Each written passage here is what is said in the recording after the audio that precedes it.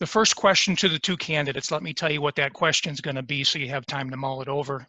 And then we'll give some basic instructions to all the audience members. So the first question to the two candidates is, the Oakland County Executive is an administrative position.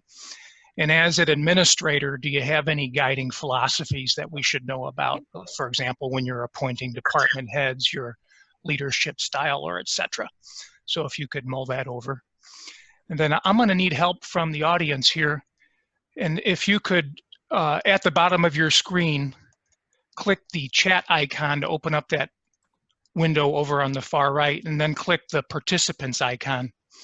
And you'll notice when you click the participants icon, there's a blue raise hand symbol in there. During the candidate forum, if you have a question you'd like to ask, click that blue raise hand icon. So we'll get you at the top of the screen, we can call on you. And also type the text of your question into the chat. All the chat questions are going to go directly to Lauren, and then she'll sort of vet the questions, and then we'll call on you. We've turned off the public chat both here in Zoom and on the Facebook page, and that's just because it oftentimes leads to sort of bickering, and we didn't want to have that as a consequence. I need a person who has not decided yet who they're voting for, either Dave Coulter or Andy Meisner. If you have not decided yet who you're voting for, please click the raise hand icon, because I need you to flip a coin so we can determine which candidate's going to go first.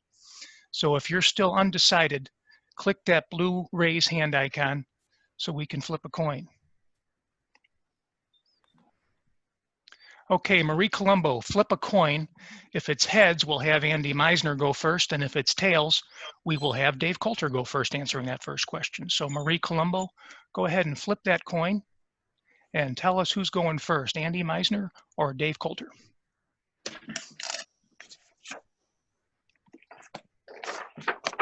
Did you hear that, Marie? Are you able to do that? It flipped to heads. Alrighty. So Andy Meisner, go ahead and answer that first question, please. Andy Meisner, Oakland County Treasurer and candidate for the Democratic nomination for Oakland County's executive. Tom, can I just ask a quick question? How long are our responses supposed to be? Oh, I'm sorry. Yeah, with the technical difficulties, I bumbled a little bit there. Thank you. Please keep your answers to about 3 minutes. And I'm not going to cut you off if you cut across the 3-minute barrier. You know, I'm going to let you finish up, but please keep your answer to about 3 minutes. And so, Andy Meisner, please go ahead. Well, good morning. Good morning, my friends in the Royal Oak area, Greater Royal Oak Dem Club. It's nice to be with you this morning and see a lot of familiar faces. I think Arvin wins for the best background. We watched that show a few times. It was a lot of fun. But thank you for the question about my principles that I use would use as the executive, and that I've used in the executive branch as the treasurer over the last, it's going to be 11 years actually on July 1st.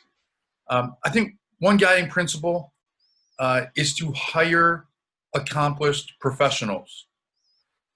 Find the best and brightest people with the right experience and backgrounds, and then put them in positions of responsibility and allow them to do their work. I think that is an important principle that I've used effectively as treasurer. The fellow that I had hired as chief deputy when I first came in wasn't somebody I knew. It wasn't a friend or anything. It was somebody who had 25 or 30 years experience at the county and was a professional and was the best qualified, had the most county experience. And so he was in that spot. And then I put Jody Weisser-Defoe in that spot, and she became the first woman to ever serve as a chief deputy treasurer in the office. So hiring professionals and getting out of their way. Second is one of my governing principles is to find best practices from around the region, the state, the country, and the world. My early days in my career, I started as a policy advisor on Capitol Hill, and that was one of the processes that we used to develop policy, was to look around and examine who had attempted to tackle a given challenge, how had they gone about it, and what could we learn and apply to our attempt to do that in the treasurer's office and in other places.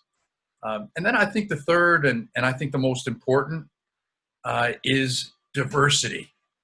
Is that the leading guiding principle that I've used and will continue to use as executive is hiring people who are diverse, whether it be gender diversity. As I said, I've got the first female chief deputy treasurer in the incomparable Jody Weissler Defoe, and also hiring a diverse team that looks like Oakland County. The treasurer's office is about 13% African American. So is Oakland County. Treasurer's office is about 7.5% Hispanic and Latino. And that actually is a bit oversampled of where we're at in the county. The treasurer's office is about 2 or 3% Asian American, as is Oakland County. And then we actually also have got the Chaldean community represented. And that was a first for the office. So those are 3 of the principles that I will use as the first elected Democratic county executive, and appreciate the question. Okay, thank you, Andy Meisner. Dave Coulter, again, the question was, as an Oakland County executive, it's an administrative position, and as an administrator, do you have any guiding philosophies, for example, in appointing department heads, your leadership style, and et cetera? Dave Coulter, please go ahead. Yeah, that's a great question, Tom. And thanks everybody for spending part of your beautiful Saturday morning on Zoom talking politics. I really appreciate it. I think you can see my philosophy in my actions. As the county executive, I've hired the most diverse team in county history on my senior level team, but also in other areas like community affairs and community development.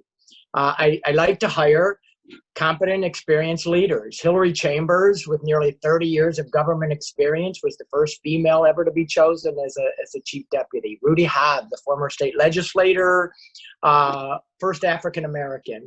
April Lynch, who was my city manager in Ferndale, was our second female deputy executive. And Sean Carlson, he doesn't check any of those boxes, but he's a retired Air Force lieutenant, and I like to kid him that he's my token white guy. But the issue is to have diversity and to make sure that all voices are at that table.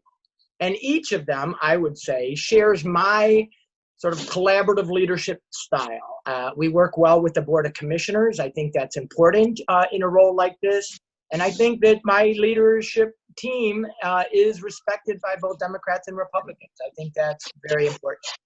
I really could not have been more proud of them as they've led our county through the impact of the COVID-19 crisis. But I will say I have also taken the time to evaluate all the directors that report to me and hold them to a high standard. And I think that's also very important. Like, take the leadership in our health department. Our health department director, our health officer, and our medical director, these are professionals with expertise in their areas. And I've empowered them to lead during COVID-19 and work with me. And I think they have. So when I've been happy, I've acted. And I'm sorry, when I've not been happy, I should say, I've also acted. I removed the previous HR director because we needed to be much more aggressive in our hiring and inclusion efforts. The county workforce needs to look a lot more like the county we serve. That's why I felt so strongly about hiring a chief diversity, equity, and inclusion officer. Worked with the board to create that position, and Robin Carter Cooper is going to join us later this month. So I'm going to continue to evaluate that and make changes in the months ahead. But obviously, collaboration, inclusion, and diversity is important. And I agree with my opponent, but in contrast to my opponent, who's been in office for 10 years and has never hired a person of color on his senior leadership team. I mean, 10 years with not a single African-American in your senior leadership team. I think that's a contrast to how I've tried to lead as county executive. Okay, thank you, Dave Coulter. Andy, let me give you a brief chance, if you could keep it brief and respond to that since you mentioned your name. Yeah, well, it's not true. And I do have African Americans in my top leadership team, and responsible for accounting for the entire county. And not only is my treasurer team diverse, but I encourage you to look at the contrast in our campaign teams, where I have an African American campaign manager, a co-manager who's Native American, an African American deputy who's a member of the LGBTQA community, as well as a Latina as a deputy. And so I respectfully disagree and hope that we can keep it above board this morning. And Tom, can I just ask, because we got some ground rules earlier, and your rules were no rebuttals, but if that's been changed, just let me know. Well, if you mention your candidate, then we'll give them a chance to respond if you make a charge about the opponent. But yeah, otherwise it's just a forum. It's not really a debate. I get you. Gotcha, sir. Thank you. Thank you. Sorry about the misunderstanding there. No, that's okay. The second question, and Dave Coulter, you'll go first. First, I'll read the question, and I'm going to give some brief instructions to the audience. So the second question is related to this explosion around the Black Lives Matter movement. There's been one theme of the Black Lives Matter movement has been the phrase defund the police, and it means a lot of different things. But for some people, it means diverting some police functions into non-police functions. For example, would you favor creating a system of 24/7 social service responders for situations where an armed police officer isn't needed? You know, for example, homelessness, drug addiction, traffic accidents, barking dogs, things like that, wellness checks. And also much of the civilized world gets by with a largely unarmed police department. And is that something we should be striving for in Royal Oak? And so Dave, you'll answer that first. But first, in the audience, if you could click the participants icon on your menu bar, that'll open up a white window. And in there's a raise hand icon. And if you have any, after we ask the questions from the club, if you have any questions you'd like to ask, click that raise hand icon and we'll call on you. And at the same time, click the chat icon and open up the chat window. You'll be allowed to chat directly with Lauren Jasinski, our co-chair, and put in there the question that you plan on asking, and then she'll sort of vet those and then we'll call on you accordingly. So Dave Coulter, go ahead and answer that question, please. Yeah, so there are a couple of pieces to that. We'll start with this defund the police notion, which I guess what I've said is I support the intention behind that. I know my friends in the peace action world, they use the phrase "move the money," and I think that might be a more accurate way to do it. But I think, Tom, it gets to what you're saying, that we need to invest in the social services and the deterrent programs and programs that reduce recidivism, and invest more on the front end so that people don't fall into the criminal justice system. And I'm wholly supportive of that. I think that we have disinvested in mental health services and rehabilitation services, substance abuse services over the years, primarily under the Republican austerity philosophy, and we're reaping the outcomes of that. And so we as Democrats and people who value people and investing in people, I think this is our time to stand up and say we need to be investing in the program. We need to invest in our people and the programs that support them. And I think you can reduce considerably the amount of folks that are in our jails. We got people there for nonviolent offenses, too many people for minor drug offenses, too many people that have mental and behavioral health issues that should be getting the help that they need in a different environment. It doesn't help to keep them in jail. So yeah, I support the efforts, and certainly, you know, the notion of adding sort of these, as you called it, 24/7 social services support services is a great idea. United Way actually does this pretty well with their 211, but I think there's probably ways that we can enhance that and make sure that all the resources in Oakland County are covered in that. But you know, it's also broader than just police, and we got to make sure that all our county programs reflect our values and provide opportunity for all our residents. Rudy Hobbs is leading our effort to evaluate all the program areas in Oakland County, whether it's community corrections, whether it's housing, workforce development, our children's village, where we keep young people that have been caught up in the system, to ensure that all of those systems are addressing the systemic racism that is now being exposed in this Black Lives Matters movement. And so we're working with the Board of Commissioners on business grants that are going to be available to folks in disadvantaged areas.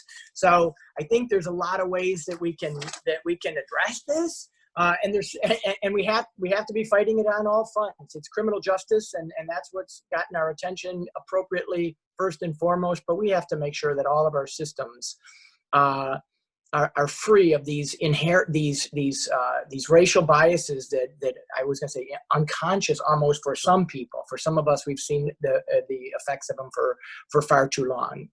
And by the way, the last thing I would say is on the policing end of it, the criminal justice end of it, we have to move towards a model of community policing. Our police should not be our warriors, our military warriors. They should not be in military vehicles. They should be a part of the community, and I wholly support President Obama's 21st Century Community Policing's guideline, which we adopted in Ferndale, and I think that's a model that many of our local police departments should move towards. Thanks. Thank you, Dave Coulter. Andy Meisner, again, this is about the Black Lives Matter movement. Their phrase is defund the police, but do you favor switching some police functions over to non-police functions? Andy Meisner. I do think that we have to take a comprehensive approach to this challenge, because it cuts across many disciplines. In the first area of criminal justice and police reform, I've put forward a detailed agenda on this that you can see at my website at voteandymeisner.com. And I draw it a bit on my experience working on Capitol Hill as a criminal justice policy advisor, and also serving as the top Democrat on the Criminal Justice Committee in the State House of Representatives, where I wrote the state's drug treatment court law that diverts people with mental illness and drug addiction. Many times they have both at the same time, a co-occurring disorder, out of prison and jail and into treatment. And that population is one that is disproportionately African-American. And it's the African-American community that is disproportionately affected by not only our current national policy of mass incarceration, but also systemic racism that clearly exists in far too many police departments, some even right here in Oakland County, that have been called out repeatedly for racial profiling, for excessive use of force. And so I very much do favor investing in the strategies that work. And some of the things that I've talked about are implementing a grant program to create civilian oversight over police departments, establishing a countywide use of force standard, more thorough background checks. This guy, this chief in Clinton Township, over in Macomb County, when somebody exposes themselves to be a racist, that should disqualify them from the position of being in the police. Police is supposed to be public safety, and public safety is a public service that should be done with humility and with impartiality. I've called for reallocating funds from the police into training on implicit bias, discrimination, cultural competency, and engaging with citizens who have cognitive disabilities. I think I saw John Paul Torres in the chat, and he's somebody who is working in that system right now on the front lines, and sees the sort of thing that is happening far too often. I want to invest dollars into programs that facilitate inmate rehabilitation, and not just while they're in, but on the way out. In the Treasurer's Office, we just won a national award for a reentry program that we started. And when people have served their time and come back out into society, they face a lot of barriers. to their success. And so working with an organization called Michigan Liberation, we started an entrepreneurship program for returning citizens to help them succeed where others have failed. I talked about the drug court calling for the expungement of past marijuana possession charges. You know, the marijuana laws have disproportionately affected people of color. And that's why I have called for expungement of those cases and have also taken a position in support on marijuana recreationally and medicinally because too many lives have been ruined. I'm sorry to cut you off there, Andy, but I'm sorry to cut you off there, Andy, but I'm just trying to keep it to about 3 minutes. But I think you made your point. We understand, and yeah, I think that's good. Thank you. And so the third question, Andy Meisner, you'll go first. What's Oakland County's? This is the third question from the club, and then after that, we're going to start taking questions from the audience. So, Paula Martinos-Mante, if you could have your question ready, we'll go right to you after this one. What should Oakland County's role? This will be for Andy Meisner first. What should Oakland County's role be in managing the pandemic? Everybody and his brother is talking about the second wave. You know, what's the plan to meet the second wave? There's been a lot of deaths in nursing homes and apartments. Is there any way to protect these people in the second wave? And should we be requiring mask wearing in public? You know, should businesses be shut down if they don't ensure that their customers wear masks? You know, are there any steps we should be taking to manage this pandemic better? But Andy Meisner, please go ahead. Sure. So, you know, we've seen in Florida where, you know, they loosened up the restrictions and opened up the bars, and then they had to close them back down because there was a resurgence. And so I think that the first thing that we have to do is double down on the practices that have been demonstrated to be effective in slowing the spread of coronavirus. I absolutely think that wearing masks needs to be a part of that going forward. And I think that if not wearing the masks and businesses not doing that is going to pose a public health risk, I think it's entirely within our purview to close them down. But we know what has worked. And the masks have helped. Social distancing has helped. Clearly, the stay-at-home order is something that helped a lot. And so I think that we need to make the first priority the public health. I really applaud Governor Whitmer on that front because I think she has been 100% spot on in her approach and finding the right balance. You know, we can deal with economic ramifications. You know, I helped lead Oakland County out of the foreclosure crisis and recession, 10 years ago. And what we learned from that is we can help rebuild. We can get people back into homes. We can get businesses back on track. But if you get COVID, especially if you're a minority, already susceptible to the disease and you're experiencing some of the racial disparities, then that's something that many times is not reversible. I do think we need a better strategy on nursing homes because they have been just hotbeds of this activity, and we got to be aggressive about that. And I also frankly think that we have to be a lot more aggressive about tracing, and that seems to be a missing element, something that has been used successfully in other places, and that going forward is something that we need to adopt as well. And frankly, I also think that we need to make sure that we're being careful about the expenditure of these dollars, whether they're from the county coffer or from the federal government.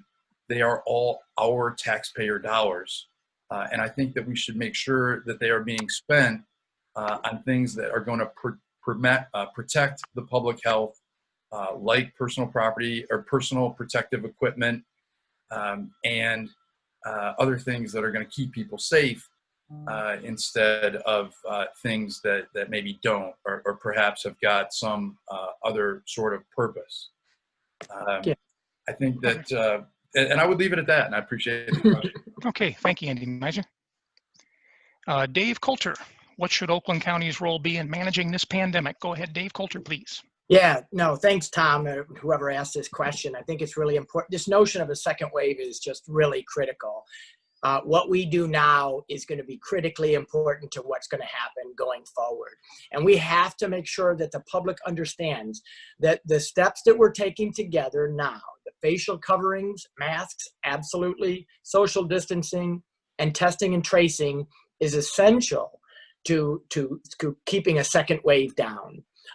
You know, just yesterday, my economic recovery task force met again. They've come up with wonderful solutions for how we get Oakland County back up and running. But I will tell you, and these are a lot of business leaders in our state, but they support doing this carefully and safely. I support the governor's orders fully. And in fact, in some cases, we've actually leaned in and been more restrictive than the governor. We closed our shopping malls down before the state required that. When she said that essential businesses could stay open, we said that's fine, but you have to do a health screening for your employees and you have to wear masks. So we've really leaned into this to make sure that we're taking the safety of this very importantly. So what's going to be really important going forward is testing and tracing. Everyone knows what a crisis we faced early on in the pandemic because of, frankly, the failure of Donald Trump. We were forced to compete with other states and other countries to get our own testing supplies. It's ridiculous. And but what we did is we went and found those supplies and we set up 3 drive-through testing sites that are still operational today. And I would tell you that in our early days of doing that, we had a test positivity rate of about 25%. It's down to 3% now. This is great news. We are moving in the right direction, but the virus is still not gone. So testing helps us isolate the virus. It helps our health professionals to investigate, track, and trace all those exposures. And by the way, when you call our tracing a missing element of our plan, nothing could be further from the truth. We have the most robust tracing plan in the state. We currently have 150 people in Oakland County working on tracing, and we're prepared to increase that to 300 people. There's no other county in the state that's doing the kind of tracing that we're doing, so I'm not sure what missing element means there. But we know that we've got to get everybody tested. So if you haven't been tested, even if you're asymptomatic, get tested.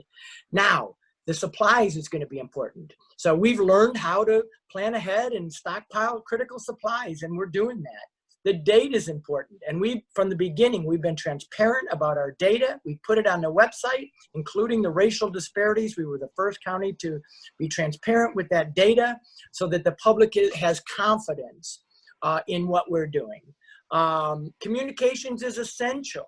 I know there's been some talk about, the communications that we do, but we have to convey to the public what we're doing and why. We've done telephone town halls. We've done just a variety of ways to communicate this information, taking questions, talking to real life people.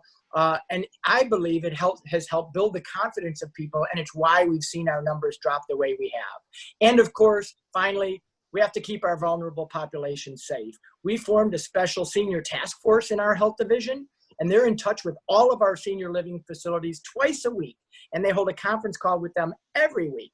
Through a partnership with our local EMS and firefighters, we are aggressively testing in these facilities, and we plan to test every resident and employee of our senior health facilities because we know this is a vulnerable population. So we have to be prepared for a second wave, and we have to do everything we can now to keep it as small as possible. Thanks, Tom. Okay, thank you, Dave Coulter.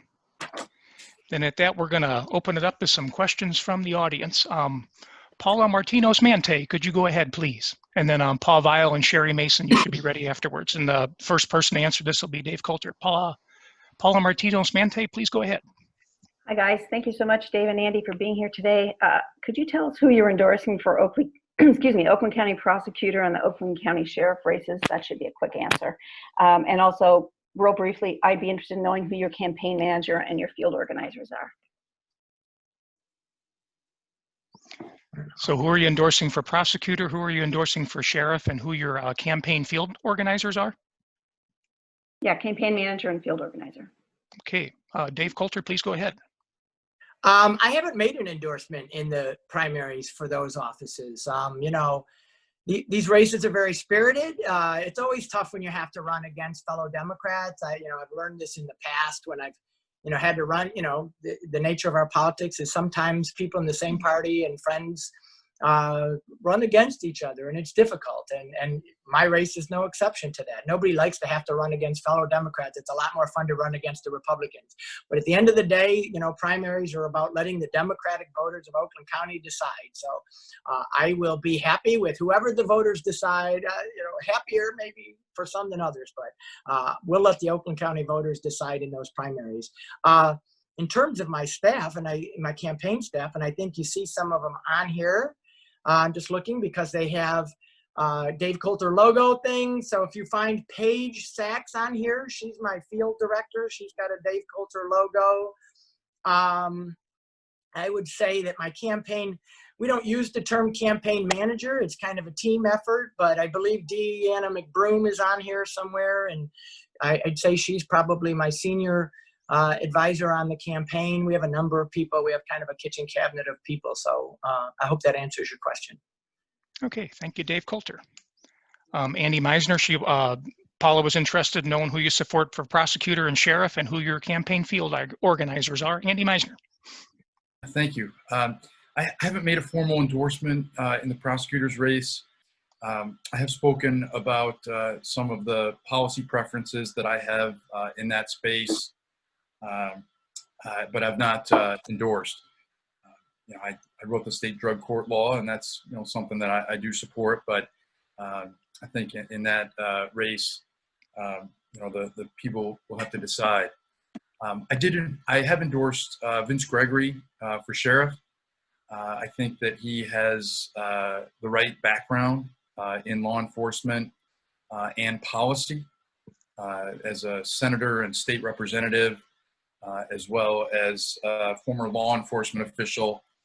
I think that he is our best bet at beating Bouchard because he's represented some of the most populous parts of the county. And I think the other folks running it seem like good guys. And I've liked what I've heard from Barnett Jones. I haven't really heard too much from the other gentlemen. But I think that the thing that Vince has over Barnett is a track record of being elected in the county. And I think for us to beat Bouchard, it's really going to take having that. And so I did go that way in the sheriff's race. In terms of my management team, the team is made up of Don Defoe and Emily Rohrback, who are managing the campaign. Our deputies are Amani Johnson, who is running for school board also in Southfield, and encourage anyone there to support him. Agatha Figueredo, who is Latina, who is our other deputy. And then we also have Nomi Joyrich, who is our campaign coordinator. Many of you know her. And then we have a great team of field organizers as well. Nathan Clark, Anya Beltsayer. Who else do we got? We have Ian Blaine, Ian and Blaine, and a number of different folks. It's a wonderful and diverse team, and I'm really proud of the hard work that they've done into reaching out and actually talking to voters. And really proud of them, and I'm grateful for their service. Well, thank you, Andy Meisner. This question showed up in the chat a few times, so I'm just going to go ahead and answer it to make it easier, to ask it and make it easier. What do we need to do politically to get a decent regional transit system? And did COVID-19 change any of your views on that? Should we consolidate the various transit agencies we have now, like DDOT, SMART, and the new regional system? But Andy Meisner, please go ahead. Well, respectfully, I think that the first thing that we need to do to get a regional transit system built is to elect me as county executive. The previous administration under Patterson, had, a lot of at-bats, wasn't able to get it done. Respectfully, my opponent had an at-bat on this, and didn't get it done. The story kind of got, the chapter got changed when COVID came in, but before that, we had just suffered a pretty tough loss, and we're actually a little bit further back than we were before. Mark Hackle and Macomb County are not even at the negotiating table. There was talk about supporting a Swiss cheese approach to the RTA that would allow opt-outs. And so the short version of what I would do differently is that you have to start by looking at how all of the local communities in Oakland County are spending money currently on transit and mobility. Virtually every community in the county has got a line item that they're using for transit. A lot of times it's senior and paratransit, and it's a call-in ride sort of a thing. But I think that what you have to do is start by offering an actual value proposition to all of those communities. They understand the value of mobility. Some of them have started to work together to collaborate on this. The Waterford, or there's a West Oakland Transit Authority made up a number of those communities that wanted to achieve an economy of scale by coming together to lower their unit price on those services. You also have the North Oakland Transit Authority, made up of 6 communities that did the same. So what I would do is to put together a plan that will amplify the local strategies that are being used to promote transit, while also building a regional system that includes all of the members of our region. Part of that is going to include a Michigan mobility tax credit that I've proposed, that's going to allow the state government to shoulder some of the cost of regional transit, not just in Metro Detroit, but around the state. Grand Rapids is interested in transit. They've already got a bus rapid transit line. And then also figuring out, instead of just kind of trying to guilt trip the people in the out-county areas into doing this, actually providing them something that's a benefit. I would favor consolidation. I haven't seen anything fantastic out of the RTA. I have some real concerns about SMART, especially with the recent departure of their executive director. But be clear that I have been an outspoken advocate on transit for 20 years. I was a board member of Transportation Riders United. And what I don't support is a Swiss cheese approach that was proposed before that allows these opt-outs. That's why if you're on the bus going north up Woodward, you got to get off and then walk through Bloomfield. We know that that system doesn't work. So to propose that and to try to advance that is a step in the wrong direction. It's a step backwards. I'm going to get the job done as county executive. Okay, thank you, Andy Meisner. Thank you. Dave Coulter, what do we need to do to get a regional transit system? Dave Coulter, go ahead, please. If there was a simple answer, I would do it. This region has been working on transit for, since before I was born, and it is a very difficult issue. But I will say that when I first ran for county commissioner back in 2002, and my district included Royal Oak, Ferndale, and Hazel Park, it was one of the top 2 issues that I talked about. That we are so far behind the rest of the country in not having a transit system in this area, and it's so disappointing and it's so discouraging. And then we got rid of what we hoped was the biggest obstacle to transit. Let's just be honest about it. It was Brooks Patterson. It's been the Republicans, and in Oakland County, led by Brooks Patterson, who have been the opponents of transit. And so absolutely, we have a new opportunity with a Democratic board and a Democratic executive to get this done. But guess what? There are still huge obstacles. Macomb County doesn't want to be part of a transit plan right now. And if my opponent can figure out a way to drag Mark Hackle to the table, more power to you. But what Mark Hackle has told the Big 4 leaders very directly and has said publicly is that Macomb County is not interested in being part of transit right now. So we could either let that stop us, because it would stop us if we tried to use the RTA. The RTA says Macomb has to be in it. Or we could go back to the legislature and we could try to craft a 3-county plan that was Wayne, City of Detroit, obviously, Oakland and Washtenaw, and that's where we were moving. And we had great momentum. We had the support of Transportation Riders United. We had the support of the transit community. We had even bipartisan support in the legislature. The Speaker and the Majority Leader of the Senate were on board and said they would help us get this done. And then the Republicans, mostly of North Oakland County, started squabbling, the Jim Runsteads of the world and the Representative Maddock and others, and they scared their leadership into stopping to support it. It was a very discouraging moment because many of us who have been fighting for transit for a long time thought we might have an opportunity to do this and get a plan in November. But I want to make a point because this is where my opponent and I are very different. First of all, he's talked about the North and things like doing mobility accounts and helping people pay for Uber and Lyft and reducing their car insurance, which is all wonderful and it's all good. It's just not transit. Transit isn't that complicated. It's at the end of the day, and we're not going to convince those folks by giving them an Uber card to support a system like this. So we do have to create a plan that is comprehensive, that's not Swiss cheese. That's why we were talking to the north end of the county, and we had active conversations with the supervisors in the north. But then the Jim Runsteads of the world, they just really raised hell, and it's been very difficult. And I might add, with my opponent's legislative experience, it was really frustrating that he didn't stand up and support it. In fact, he actually trashed the plan a little bit like he's doing now, and it was very frustrating for those of us who were fighting for this plan.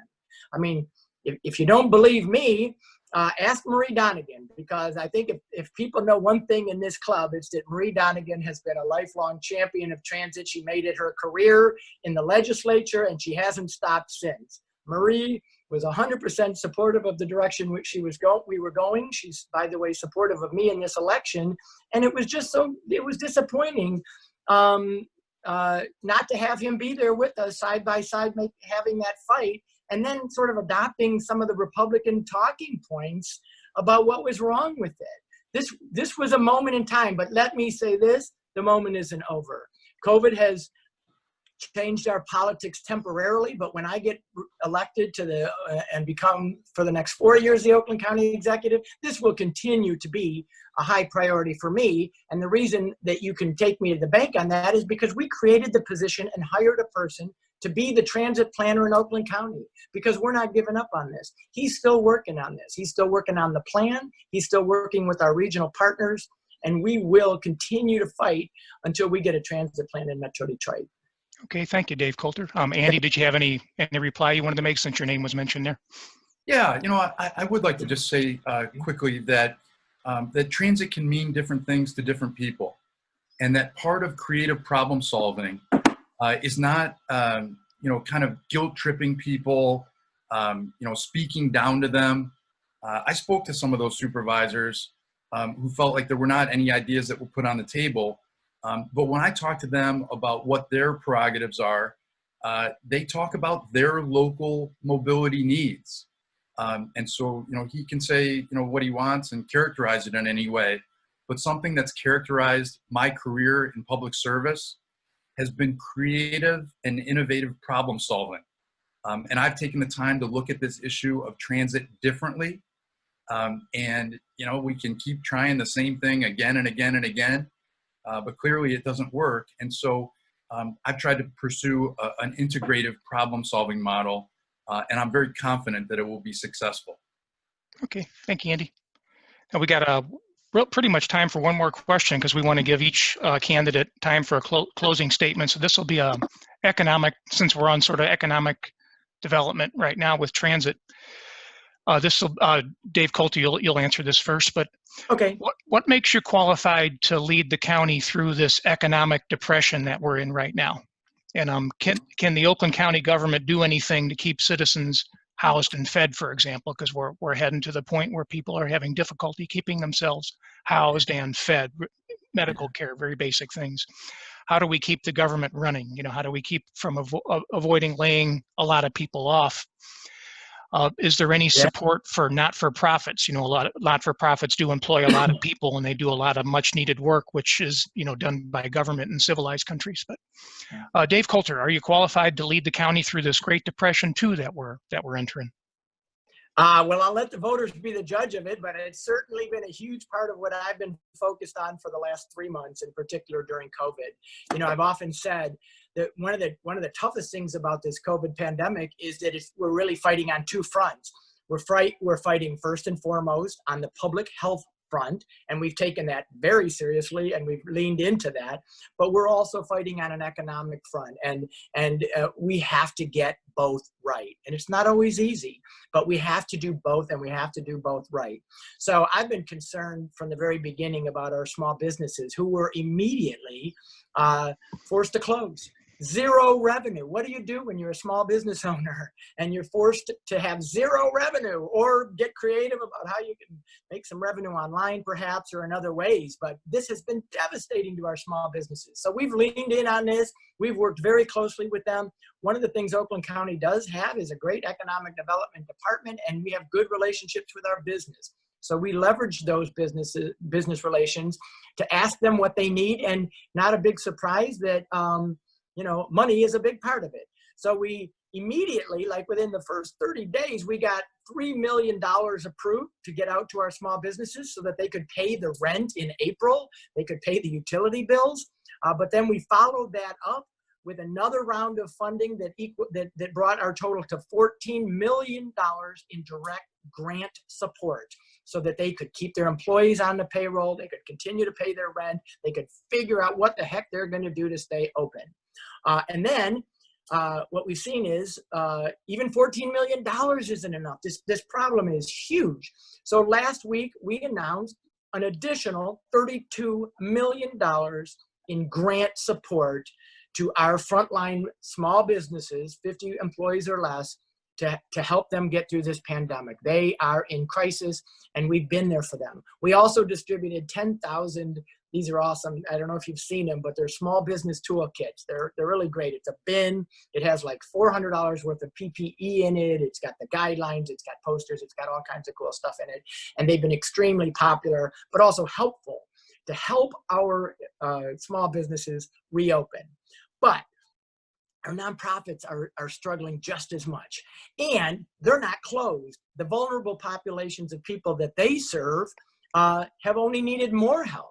So we've been very concerned about our nonprofits and about supporting them. And so a couple of weeks ago, we announced, in partnership with our Board of Commissioners, a $10 million grant program to support our nonprofits. And we're partnering with the United Way to help us evaluate the grants and get them out the door as quickly as possible. Because again, I'm a very collaborative person, and we don't have to reinvent all these systems. United Way is going to help us do that. But our local nonprofits, their fund development has dried up just as the needs have increased. So very concerned about them, and we led to make sure that we got that money out the door. And by the way, I want to, speaking of the budget around COVID, we are spending federal dollars, so we're very blessed that we don't have to be spending our own county resources for the most part on this. But every dime that we spent is approved by the board. That's why this has to be done in partnership. Dave Woodward, as the chair of the board, and the other commissioners, they have the final approval of all the expenditures, and we're transparent about where every dime goes, and we're making sure that we're in this together. And frankly, with the Republicans as well, we share this with them as well. My Economic Recovery Task Force was very bipartisan. We're not trying to hide any of the expenditures. We're trying to do it in a way that makes the greatest impact for businesses and residents and nonprofits and faith-based communities, by the way. We've done this for churches and synagogues and mosques as well, so that we can all get through this together. Thanks, Tom. Okay. Thank you, Dave Coulter. And Andy Meisner, in about 3 minutes, how do we deal with Great Depression 2 in Oakland County? I know that's not a fair question, but Andy Meisner, go ahead. Right. So in terms of qualifications to lead Oakland County through this crisis, I'm the only one of the two candidates that has experience leading us out of a different crisis, the Great Recession and foreclosure crisis of a decade ago. I did that by working regionally The previous treasurer had refused to join a regional collaborative on foreclosure prevention. I engaged Oakland County in that strategy and got about the business of preventing not just tax foreclosures, but mortgage foreclosures. And we have to keep an eye on mortgage foreclosures and make sure that we hold the banks accountable to make sure that we don't see another wave of mortgage foreclosures. I suspended the entire tax foreclosure process for the year to make sure that no one would have to worry about that. But I think that what's past is prologue, and you can look to my record of leading us out of that crisis. With regards to credentials of leadership on economic development, I chaired the Michigan House of Representatives Commerce Committee during the Great Recession, when the automotive companies were in bankruptcy and our economy was flatlining.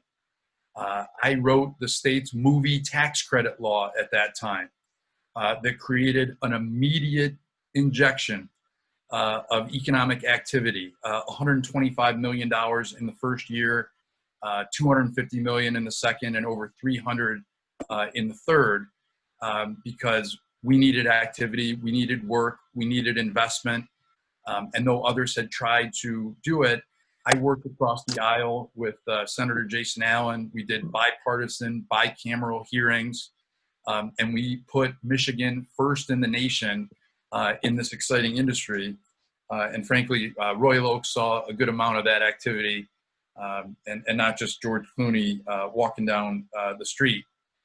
I've spent 11 years on the Oakland County Business Finance Corporation. The whole focus of this Business Finance Corporation is getting businesses capital that they need, as well as working on microloan programs.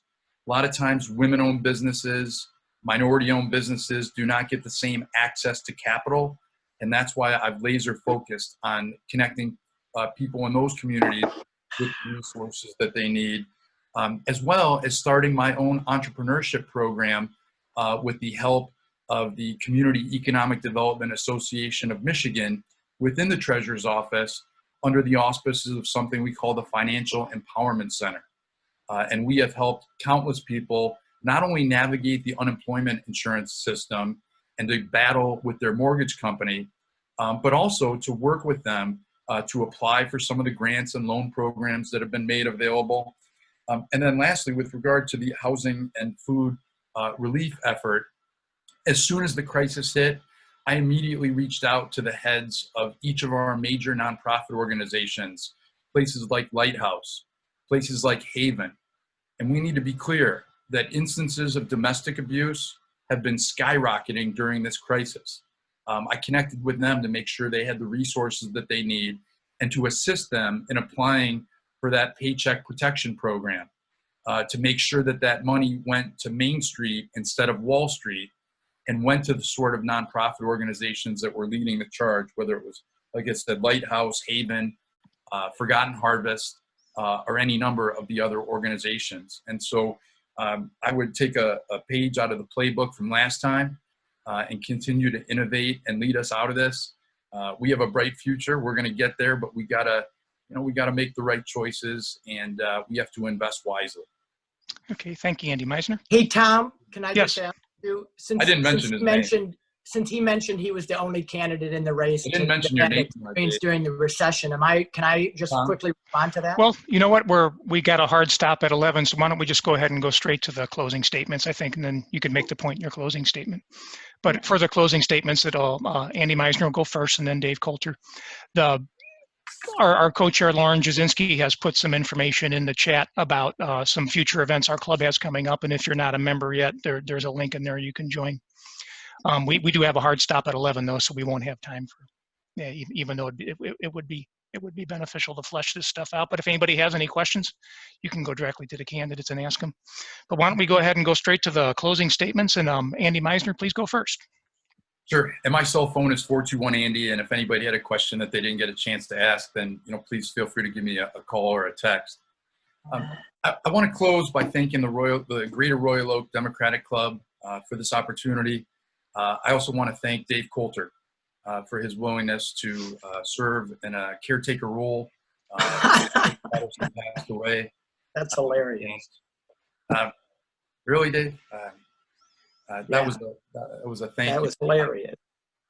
Okay, so I want to say thank you to Dave for that, and I want to say thank you to the County Commission for their work during this time and providing some of the policies that we've been able to advance as a county that we were held back from doing for so long because of Republican control. And last year the commissioners put Dave in that role for the partial term, and now this August 4th. The voters now have the opportunity to decide about going forward and who is the best choice to lead us through the remainder of the partial term, which will be on the ballot, the election day through December, and then the full term that will start January 1st. I humbly submit that I am the candidate that has the broadest range of experience. My work as a state representative, writing the stem cell research law, the drug court law, movie tax credits, my work on Capitol Hill helping to reform the criminal justice system, and 11 years experience helping tens of thousands of families to save their home from foreclosure and turning the Treasurer's Office into a voice for social change and getting real results. This is an important choice, and I have appreciated the honor of representing Oakland County as treasurer and as state representative. And I want to pledge that if you entrust me with the opportunity to serve as your county executive, you will be able to count on humble public service, shared sacrifice, and transformational change. Big, bold solutions to some of our greatest challenges of the day. Thank you very much. Thank you, Andy Meisner. Dave Coulter, did you have a closing statement you'd like to give us? That would be great. Thank you, Tom. And thanks again, like I said, for everybody who spent part of your beautiful Saturday joining us on this call. I really appreciate it. I know many of you, and I've worked in the trenches with many of you. This is an amazing moment for Democrats in Oakland County. When I was on the county commission, when I first got elected, it was 19 Republicans and 6 Democrats. And we've been clawing and clawing and clawing for many, many years to try to get the majority, not for our own sake, but so that we could move this county in a progressive direction. And I'm proud over the years to have worked with many of you, including Dave Woodward, who I served with, and many of you. And this is our moment. We captured the Oakland County Commission for the first time in over 40 years. And now we have, for the first time ever, a Democratic Oakland County executive. And by the way, I'm sorry if I was disrespectful, but I never took this job to be a caretaker, and I am insulted by the comment. I took this job to lean in on the progressive values that we all share and that I've been fighting for 18 years of political office in this county. And I'm proud of the progressive record that I've compiled in the last year, which just builds on the progressive accomplishments that I've had over the last 18 years. And we've made Oakland County a regional partner again. I joined the organization that Brooks compared to the KKK. We've made Oakland County a welcoming county. We're embracing our immigrants and our refugees. I funded with the board Planned Parenthood when Donald Trump defunded them. My Oakland Together agenda brings diversity and inclusion into all of our efforts. We've made diversity a key priority. We're not just talking about it, we're actually doing it. And now we're moving forward with a new economic, education, and workforce strategy that brings opportunity to all of our residents. I'm proud of how Democrats have led Oakland County during this pandemic. We used science and relied on health experts to drive our actions, not the insanity that we've seen out of Donald Trump in the White House. We acted to keep our essential workers safe and our residents safe by doing the things that we have to do to get through this pandemic together. We acted quickly on the economic front, as I talked about, with grants to our small businesses. We have achieved progressive results and led and demonstrated that Democrats in Oakland County can lead when Republicans never thought it would happen. And by the way, we preserved the AAA bond rating because we have demonstrated to Wall Street that we can do progressive Hi, things Linda. and still be fiscally responsible.